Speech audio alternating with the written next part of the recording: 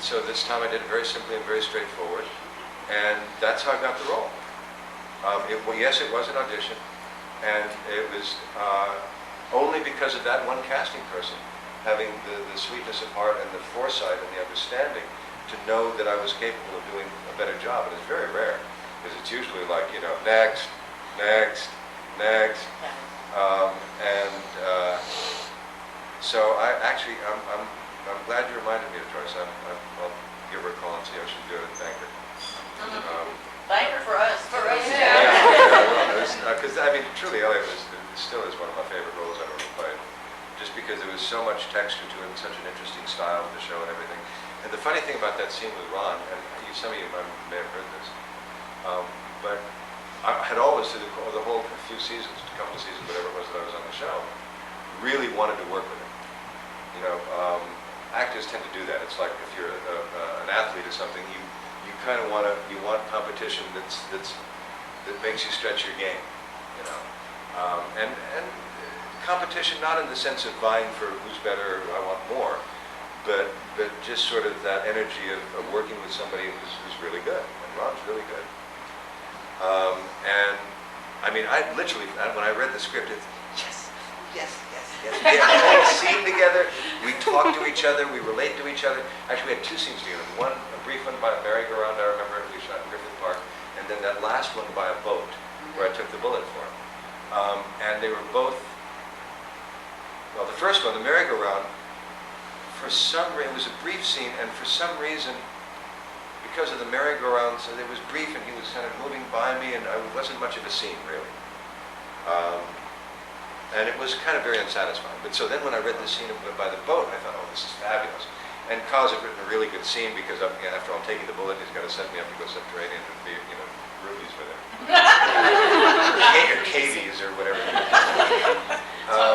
And we shot it, I don't know, about 4 o'clock in the morning in San Pedro Harbor, you know, and he's down in a boat about 50, 60 feet away from me, and I'm up on the dock, and we start shooting the scene, and he's down there in the boat, and he's got the first line, and he goes, and I wanted to go, hey! You know, and so I said my line to him, and he went, and I'm going, oh, no. And I said my line, I couldn't hear him, you know, because the character voice that he chose for the Beast was sort of, it's very kind of low and breathy.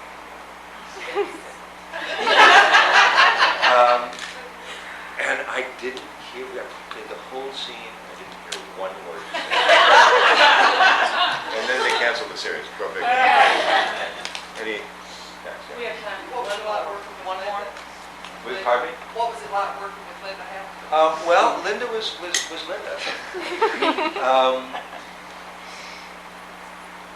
She was very, in a way, one of the things that she sustained the relationship that her character had with my character in our relationship. So there was affection, caring, and respect, but distance.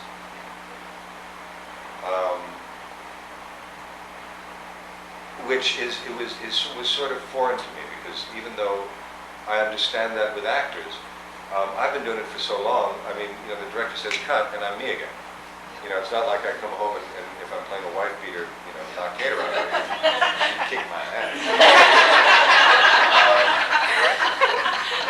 And Ty would hold me down.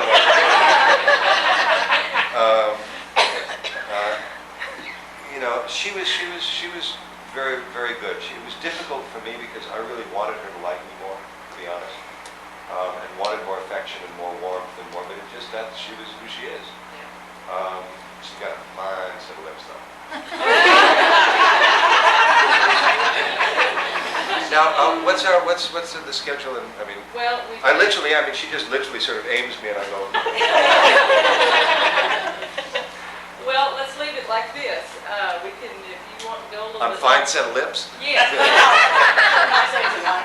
Technically, we've gone about 30 minutes over. Oh my our God. time. But I let it go because, you know, it's up to you guys. Now, we've got a Q&A that starts at 10:30. Well, what's this been? Was No, this no, supposed to be not a Q&A? No. Well, the other Q&A includes everybody else. The You were supposed to group all of Q&A. us. Oh. but you're not at 10:30. But Ron Perlman is at 10, you know, they're gonna, I think Jamie. Can I ask dirty questions of Ron? Sure. Remember me from Oklahoma City? 1946? So it depends on how much time you need to get seated That work? in the other room. If you want to go Okay. another 5 minutes. Sick of me by the end. Well, Okay, so what are we doing? well, if you want to go about 5 minutes more, but then Jamie's doing his Q&A, David's Okay. doing his Q&A, Okay. Ron's doing his Q&A. We already know all David's A's. Maybe there'll be different views. Okay, well, then, let's see, in closing, should we, does anybody have a burning question? Probably not, because we've covered a lot of ground. I just want, do you have any comments about the Band of Angels? Yes, thank you for asking that. Thank you so much for asking that. Probably the single most important aspect of the fan club, and all of this for me, is Band of Angels. And there's, like I say, it's been a very challenging year for all of us, and a very full year, in many, many ways. One of the first things that I want to do with Paulette is to refocus and support Linda in a way that I mean, is a very, very crucial thing. The concept of Band of Angels is truly something that I'm very proud of and is near and dear to my heart. And one day, when, you know, the next series that I do, where I have a little bit more sort of consistency to my life, because I literally, you know, the phone rings and I'm going to Africa in 2 days. So it's a very weird, wonderful life that I lead, darling. But when I get a series, then there's, you know, consistent money, consistent, you know, planning and scheduling and stuff like that. I want to channel a lot of support into the Band of Angels and really sort of polish it up, because it certainly deserves it. And that really, in a lot of ways, is probably the highest priority I have right now with us, to really sort of give it more support, be more involved with it again.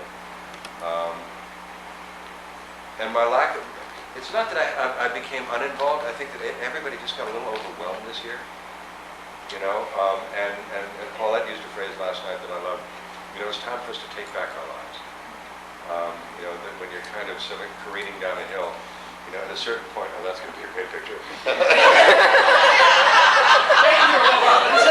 At a certain point when you're careening down a hill, you really sort of have to just slow down and go, whoa, wait a minute, let me get back to control here, and sort of, you know.